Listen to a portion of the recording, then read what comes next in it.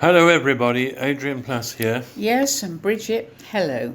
Welcome to number 303 in Sounding the Shadows. Yeah, and when you listen to this, it will be Good Friday. Where do we start? Well, I know everyone's fed up with talking about the gentleman in America, but I think something he said this week really annoyed us. Well, it was Not just annoyed, but disgusted us, actually, really. Yeah, didn't well, it was a bit of a contrast, really, wasn't it, last night? Last night was great euphoria, both in America and in Britain, and no doubt in other places of the world, where this extraordinary rocket created by NASA is designed and went off superbly to explore the other side of the moon. So you got that on the one hand, something to be really excited about, something to symbolize adventure and exploration, and for astronauts in this capsule at the top of the rocket, going on the adventure of their lives. And then by contrast, as you said, Adrian, the thing that Trump said, where he talked about, what did he say? He wanted. It was something like, with his weapons, sending them back to the Iron Age where they belong. No, the Stone Age. Stone Age, where they belong. Where they belong. And it was just the thought of all of those people in that country and that area, including the people who were killed because they objected to the regime. Well, this is where it started. And the ones who are still objecting but are fully aware that the same thing is going to happen. But just simply lump them together and be so incredibly, and I think the word rude is absolutely right. It's just crude and rude. And I know we run out of superlatives to describe the sort of things that are being said, but I just hate it, and I'm coming to the end of wanting to hear it. I don't want to hear much more. Another thing that I've been thinking, Adrian, last night, and we're talking for a little while about last night, aren't we? About Maundy Thursday, about the night when Jesus met with his friends for his last Passover meal. And I think this Easter is a sad time in Jerusalem, a sad time in other places in what we would call the Holy Land, because that idea of being able to join Jesus in any bit of this journey have been removed. I think for safety's sake, it's a maximum of 50 people at any one gathering. But it also means that big family gatherings for the Passover meal, that meal, the same meal that Jesus had with his friends, we pass over it, I think, simply because we talk about Jesus and we talk about the moment when he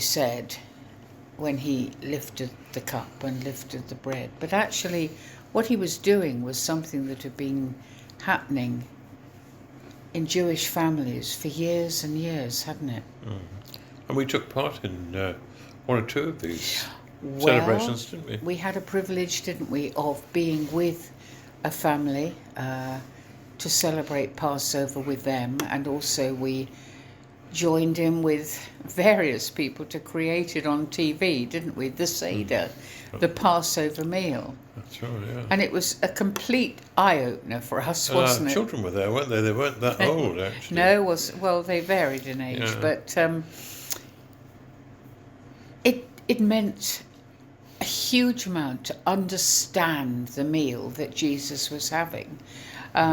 If you remember, there is, and I hope I don't get this wrong for the sake of anybody who knows much more than I do, but there was something called the Seder plate. That's and right, on that plate, and I know Jewish families will still be doing this, there will be various things that symbolize exactly why we use the word Passover.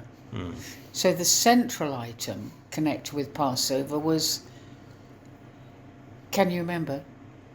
Well, go on. Well, it was the lamb bone, which symbolised the Paschal Yes, I remember lamb. that particularly because someone used a chicken bone. Oh, well, they did, but thinking we're it not would talking be about all that. right. No, well, that wasn't one of There's the a lamb. Jewish Anyway, people go that on, we go knew. on. Yeah, I know. But and that symbolised the Paschal lamb, and it also symbolised for Jewish people. So that's the Christian Seder, but for Jewish people, it was the night where they were told, if you remember, to put a cross or put a mark on their doors with the blood of a lamb. And that meant that the angel of death, this was the last of the plagues, wasn't it? Yeah. And what Pharaoh had been told is that every oldest son, including his own, would be killed that night.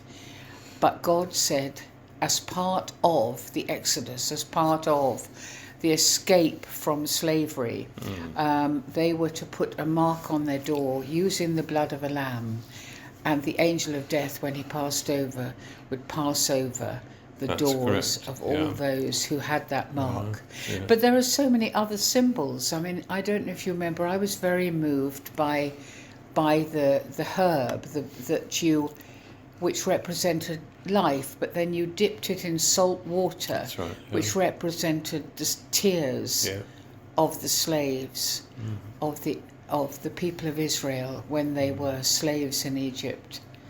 And there were so many other bits and pieces. I mean, there was a mixture that represented the mortar that made up the bricks, Yes, that's which right, the slaves had to make. Yeah.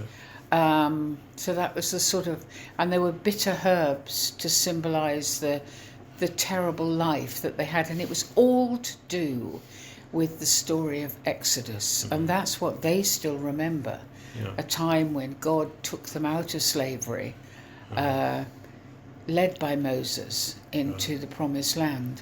And we always sang the same song, Can you didn't remember we? it? Not in the language, no. But I know that it was saying, if God had only done this. It's called Dayenu. That's right. It would have been enough. That's what that If he meant. had only done this, it would be enough. And then if he had only done this, it would be enough. I suppose encouraging people to remember that they had been. Actually, it's a grim story. Actually, listening to you talking about it, I mean, it's a tough one, isn't it? It's a tough one. Yeah, the thing was to remember that they were, in some sense, looked after, and that there was a future.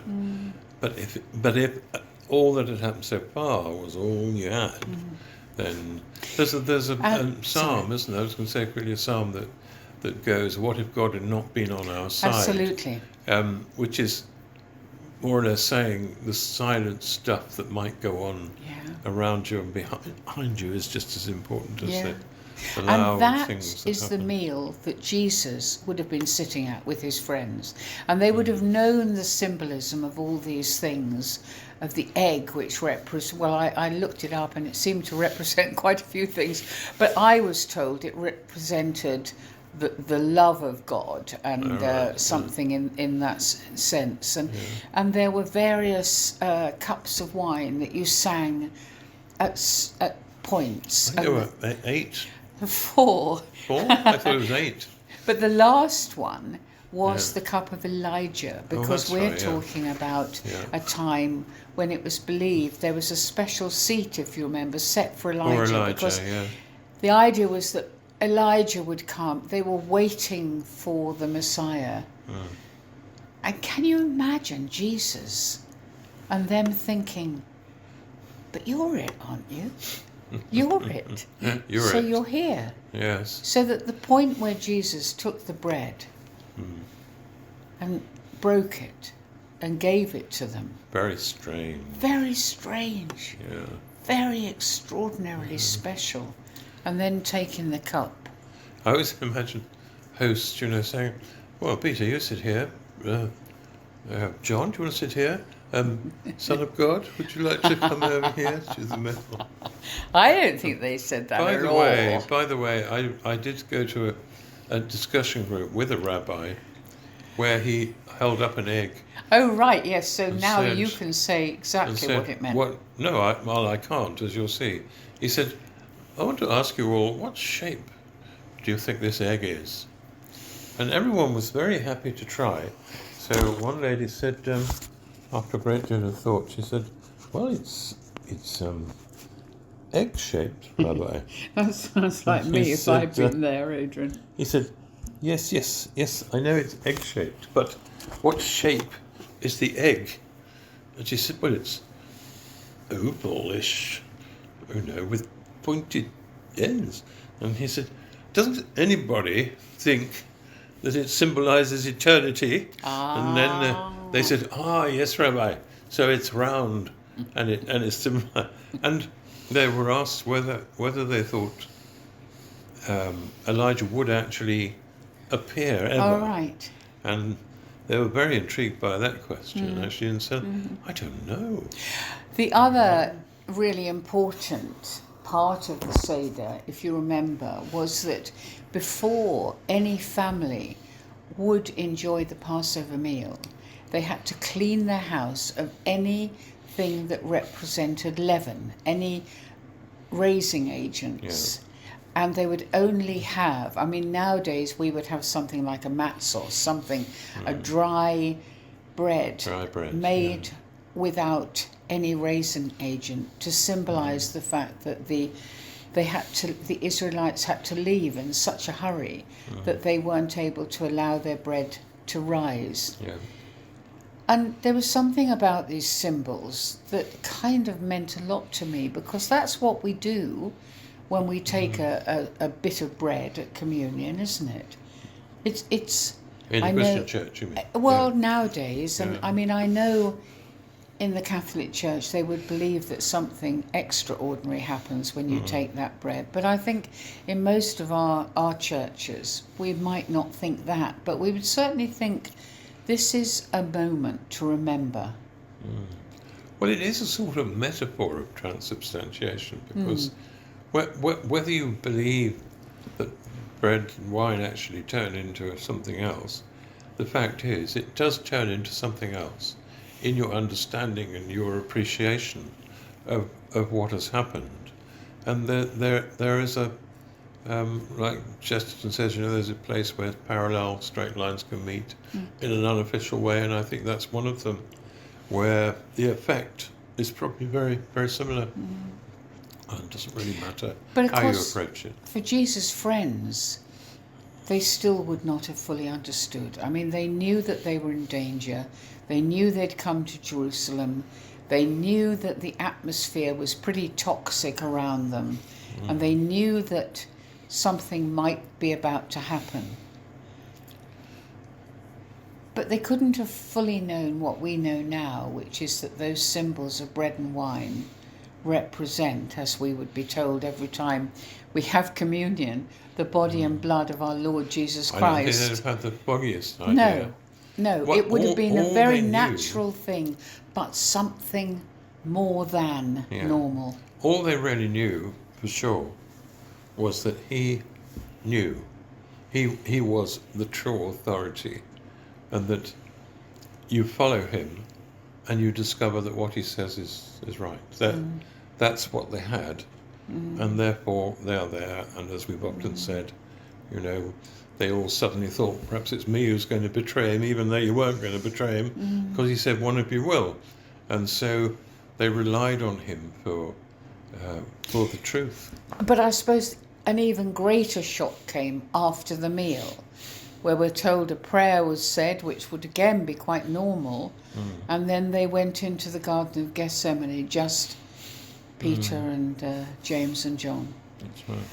And presumably they still pictured some level of drama, but it wouldn't be the drama of Jesus falling down and calling out to his Father to take away what was going to happen to him. Seeing him that vulnerable. Seeing him that vulnerable, that powerless. Unhappy. Yeah. But we need those stories, don't we? We need to know, and I'm not sure how we do, but we need to know about Jesus in Gethsemane to remind us all over again that it wasn't power that took him to the cross. Well, actually, almost the opposite. It was a refusal to take advantage of power. And it was also obviously, in a sense, an entering into a space where you weren't quite sure what was going to happen at the other side, even though he knew, obviously, he had a pretty clear idea of what I think what he the did end know of what it was would going to be. happen, Adrian. But the development of it, I don't think he could have. And that's the most frightening thing sometimes about the tunnel at the end of the light. That the light was all right, thank you very much. Rather not go through another tunnel, but the light at the other end of that tunnel is something you haven't even dreamed of. And you can't see it when you're in the tunnel. And that's really important, isn't it? For Jesus, that night and the next morning, he may have known about the light at the end of the tunnel, but the darkness was darkness, wasn't it? I mean, it's something we felt so often with people who are going through a really, really difficult time, either of their own choosing or simply because of circumstances, that you can't impose the ending onto that period Well, of because things suffering. often work out so differently, badly or better or whatever. Interesting though, the other day, as I was reading about what is said to have happened, about Jesus saying, "Can you take this cup from me?" Yeah. In other words, can you let me off? Find another way. And the answer is, you can't lose it unless you drink it. And I've been puzzling over that ever since. And I suppose there are a couple of ways of looking at it. One is that if that is what is in you and what fills you, and what has burned you along the road so far, if you're not rid of that, if you don't drink it, if you don't fulfill it, you never lose it. You never lose the. Hold on. You never lose the tension of wondering what would happen if you didn't do it, of what the result would be if you chickened out, of what would happen if you were let off, all of those things. And he could have been let off. Of course. Well, we know that. If someone drew their sword and he said, if I wanted, I could call on loads of angels and that would be that, I'd be okay. But that's not what I came for. All I know is the next step is coming up. Is now. to lay down his life. Yeah. I don't know what you think, Adrian, but I think, like I said at the beginning, like we were talking about at the beginning, this is a power battle between titans, really, as one newspaper said, between the regime of Iran, between Donald Trump and the US, and also between Israel. Nowhere can I see the sacrifice that Jesus taught us. Well, that isn't that part is of part the of our power, is road. it? No. It's not Just part lay of that inside of understanding of power. I mean, you could say he knew in the end it would be all right, Well, because then things would fall in place. It would be, but actually, the thing it that doesn't feel as though that's how he felt, does it? the thing that thwarts everybody about Christianity is that the main character loses. That people who've been brought up by thingy Vincent Peale, who believe you just have to order something cosmically and it happens. Well, I think Trump was brought up with that. I don't think we perhaps were. say that, yes. But I mean, that belief that you can get what you want when you want it. You can. But What would you say? You can manifest it. You can. Something like you that. can. You can believe it's going to happen, you and so say it it's will. gonna happen. It's creating your own reality, creating your own truth. But isn't it? the business of when you say to people, or we say to people, you will be able to experience anything from, we said it before, from a gin and tonic in the bath to crucifixion to martyrdom. That's what you're looking at if you say, I want to be part of this. And any or all of those things could happen. And for the rest of the world, those who look on power as power, it is inexplicable. It makes no sense. I mean, that doesn't mean to say you put up with evil, does it? And the young protesters in Iran were determined that they would not any longer put up with the regime that was oppressing them. And they're now being oppressed not only by that regime, but by the bombs and everything that's going on around them. But there will sometimes be a time to battle against evil, won't there? Yes, of course. The trouble with any certainty you have about the Christian faith is it will be thwarted by something eventually. You will always find the opposite happening. But I'm not sure if you ever find it in imposing your power, your belief that you are right. No, well, a lot of people have tried to do that, other haven't they? I mean, within the Christian church, people do that. They go a step too far or 8 steps too far, and suddenly everything falls apart. And the reason is that the power has gone out of the place where it should be and has moved into I was sort of something thinking, else. Adrian, that maybe our prayer from last night and today is for all those who have their belief and can't express it today in any way. I mean, Jerusalem is pretty well closed. The centre where many Christians come, where many Jews come, and actually where many Muslims come. Those who really believe it and who want to be there and can't be there. And you know, for those of those faiths in our country as well, it isn't the same as just being floppy. It's a respecting for those who genuinely believe. Is that right, do you think? I'm not sure about anything. I am sure about one or two things. Well, what I would say, I mean, I'd like to say to everybody that dear old Rumi, Dear old Rumi, you sound poet. you don't actually. He did live rather a long he was time a ago. wonderful poet. A But wonderful poet one of the called things Rumi. one of the things he said that I think we can live in is, he said, out there beyond all notions of rightness and wrongness, there's a field. I'll meet you there. That's such an interesting thing. And my hope is that however you see that and however your life goes, that you will find a way for us to meet there. Okay. And that's not about theology, it's about something much deeper and about the right way to go with the right person and ending up in the right place. And I suppose We'll meet you there.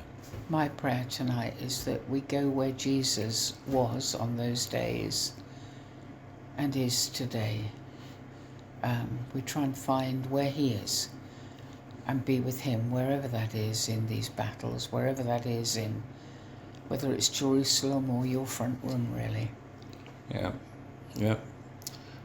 Yes, wish you luck with that. It's not easy always. Anyway, we'll see you next week.